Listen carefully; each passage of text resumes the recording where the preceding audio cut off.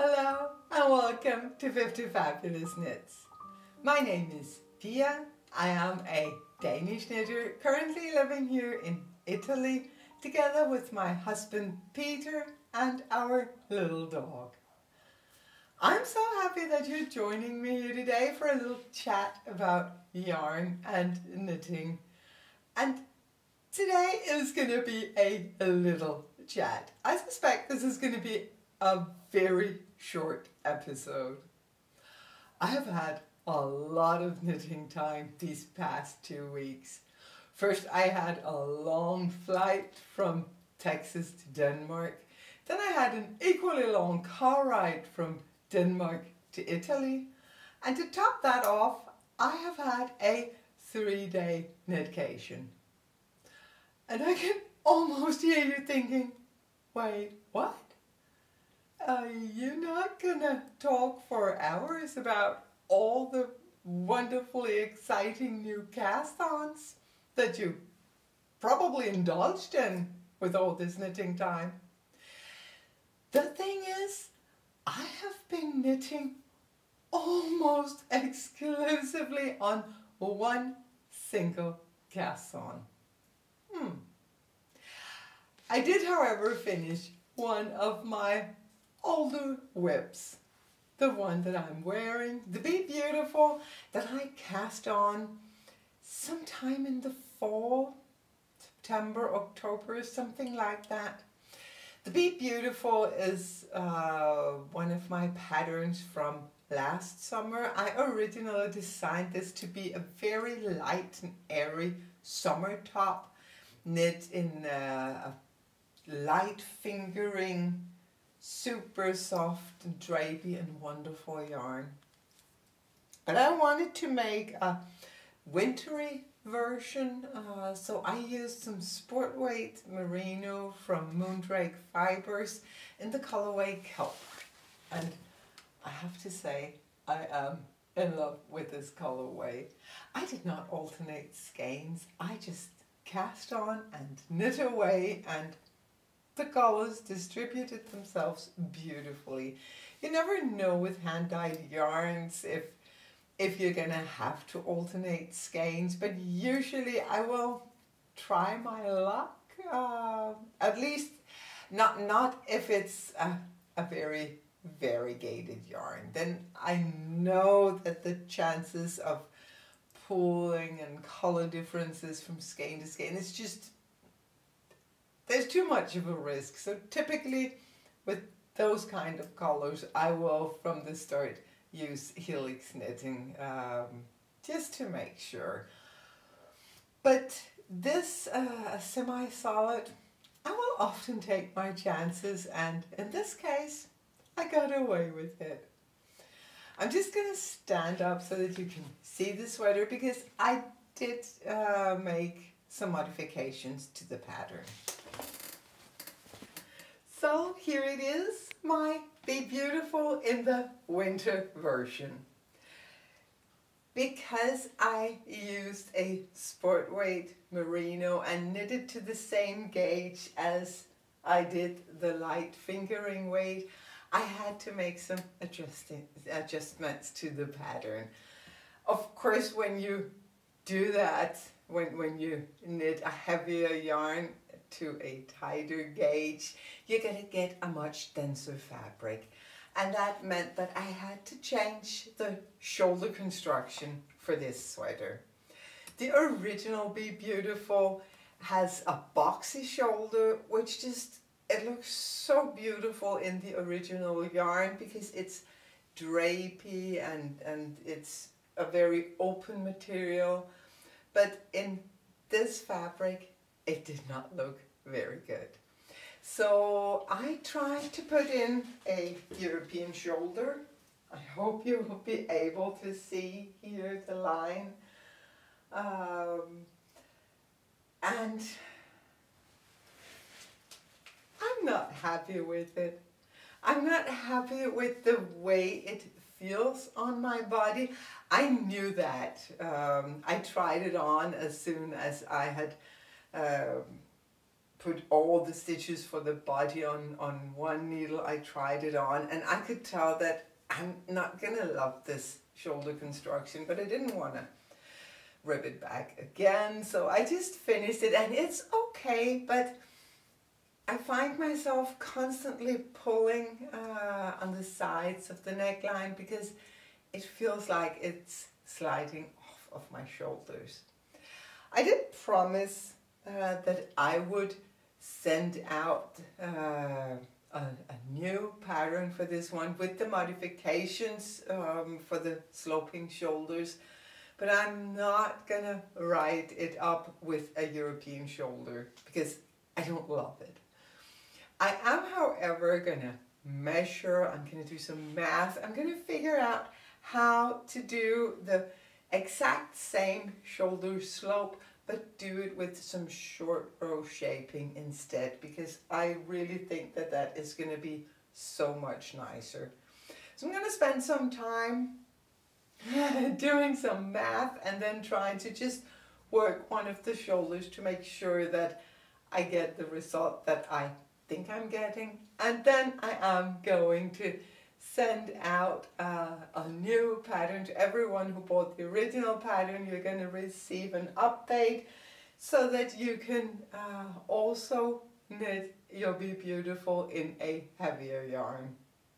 Since I am going to be writing up a pattern for a short row shoulder, I could see more Be Beautifuls in my life. For the long sleeves, because obviously the original pattern has short sleeves, I just continued knitting, and then I made some decreases. I just tried on the sleeve and made some decreases where I felt I needed them. I'm not going to put that in the pattern because then I think I would need to have everything test knit. So, but it is super simple. It is just some decreasing. I think I started around the elbow to make some decreases. But other than that, it's exactly like the original Be Beautiful. But other than that, I have been working monogamously on one project. It is a new cast on. It is this. I feel my heart dancing with joy just touching it. I want to knit on it right now. This probably to returning viewers looks like something that you have seen before. You have seen something very similar. You have seen my Snowflower baby blanket. When I was with my son and his youngest son to take these photos, at one point my son just threw the baby blanket over his shoulders like this. And I was like, that looks amazing. That looks so cozy. That is beautiful. I want that. So I cast on with fewer stitches than for the baby blanket. Not a lot, but fewer stitches. But the same construction with these pointy ends knit on the bias. And the easy, simple, fun to knit snowflower pattern. And I have not been able to put it down since. I have been knitting like a mad woman on this. Yeah. The pointy ends, of course, for the baby blanket, they were also inspired by my son. He has been very, very helpful with all of this. He wanted, for baby blankets, he wanted some long, narrow ends so that he could tie the blanket around baby or around Mickey Mouse if your baby is not in the mood for swaddling. It happens. Mickey was very happy with this. But yeah, I thought it just looked beautiful also for a wrap, for a scarf. Yeah, so a lot of happy knitting. It is worked with some I-cord edging on either side, and it is also an I-cord cast on, and it will be an I-cord bind off, so that there is absolutely no finishing to be done on this wrap. Yeah, I just want to knit on it. And at the same time, I'm like, no, I need to save this. I need this as my forever knitting. You know, that lovely project that you can always just pick up and work a couple of rows, and it's easy and it's simple and it's so satisfying. I find it very easy to pick this one up, but I can't seem to put it down again. I'm using the same yarn as I was using for the baby blanket. This is from one of our Danish hand dyers, Knitathon World. It is her undyed grade base of a 70% baby alpaca, 20% silk, and 10% cashmere. So it is as soft as it sounds. It is absolutely lovely. Theo loved it, and I love it too. So yeah, that's where all those hours of knitting went. What do you know? You would think that I had other whips that I could have finished. But the heart wants what the heart wants, and that was this. So that is actually all of the knitting content that I have for you this week, which is ridiculous, the amount of knitting time I have had taken into consideration. I do have actually two things that I wanted to show you, but I can't because they're in Denmark. I left them, I forgot them. They're packed, they're ready, just forgot them. The first is, do you remember that I started the Saturday shrug, the wonderful shrug that was designed by Jackie from the Caddy Jack's Knits podcast. It's a free pattern on Ravelry, and it is just glorious. It is so beautiful and so simple, and I managed actually to mess it up. She released the pattern when I was still in Texas. This pattern is written for bulky weight yarn. I did not have bulky weight yarn with me. Bulky weight yarn doesn't travel very well. And at first I was like, no, it's fine, I can wait. Oh, I have bulky weight yarn in Denmark, I can wait. I couldn't. So I grabbed some drops alpaca and some drops kit silk that I had brought with me for another project, and I started the Saturday shrug. These two yarns held together does not equal a bulky weight. It's probably more like a DK weight. So I cast on some extra stitches and I thought it's going to be fine. This will work out beautifully. It did not. It ended up way too big around the neckline. I even did decrease some stitches. Over here I did some decreases on either side because I could see that it was going to be too big. But actually the biggest problem with this is the yarn. These yarns, they don't have much bounce back. Well, it looks like it's okay when I just hold it here, but really they do not have sufficient bounce back. So what happened was that I had a shrug that was perfectly shaped around my upper body, but was just too wide at the neckline. So I decided to just rip it back and use the yarn for the project that I originally had assigned it for. But then as I was halfway in the ripping back, I thought, you know what? Let me just put these stitches on the needle and see if I can work some decreases, some further decreases, and maybe I can make something that'll fit me. And you know what? Maybe I will. Maybe I will just cast on another Saturday shrug once I'm back in Denmark and have access to my bulky weight yarn.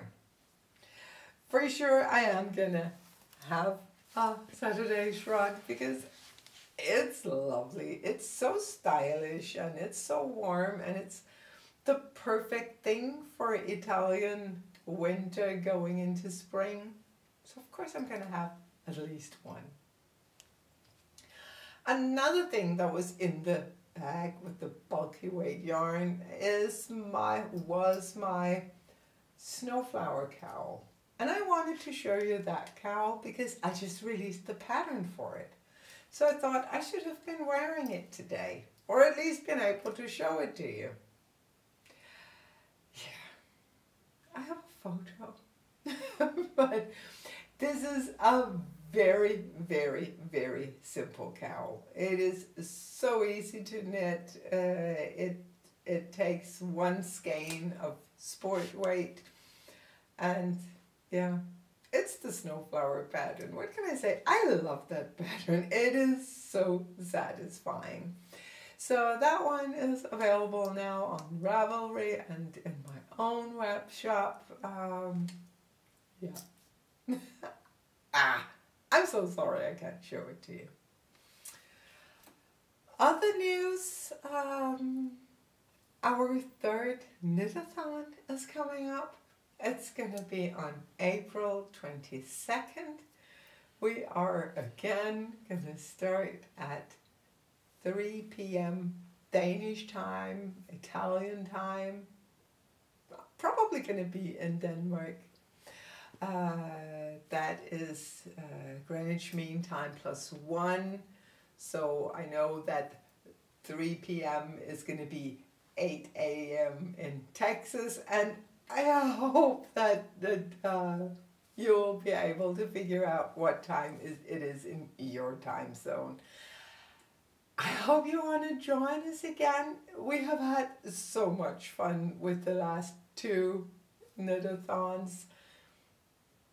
It is just such a special occasion, taking these 24 hours out of a busy life and just deciding to spend them on you, your knitting, and on this wonderful knitting community that we have here on YouTube, Instagram.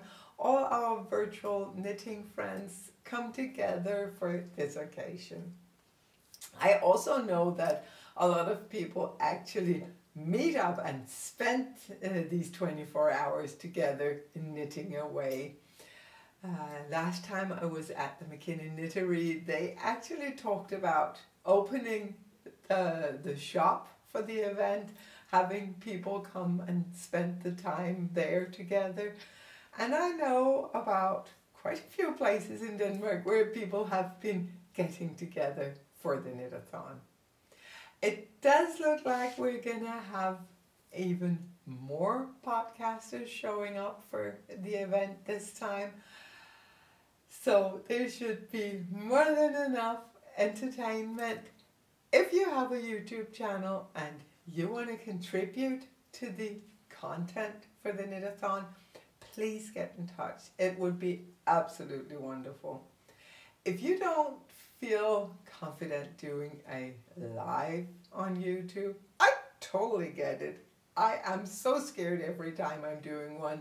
You can easily just pre-record an episode, special Knitathon episode, and publish it on a given time during the Knitathon. Just get in touch and I will put you on the schedule so that knitters all over the world will have somewhere to see what happens next. So yeah, with that, I actually think that I am gonna let you go. This is probably the shortest episode that I have ever done, which is ridiculous when you take into account the many, many hours of knitting that I have had these past 2 weeks. But yeah, I guess that's what happens to monogamous knitters. I'm probably gonna have a severe case of castanitis now. Who knows? I will continue to knit on whatever makes me happy. I do hope that your knitting is going to keep you happy. Until I see you again, stay well, stay safe, and keep knitting.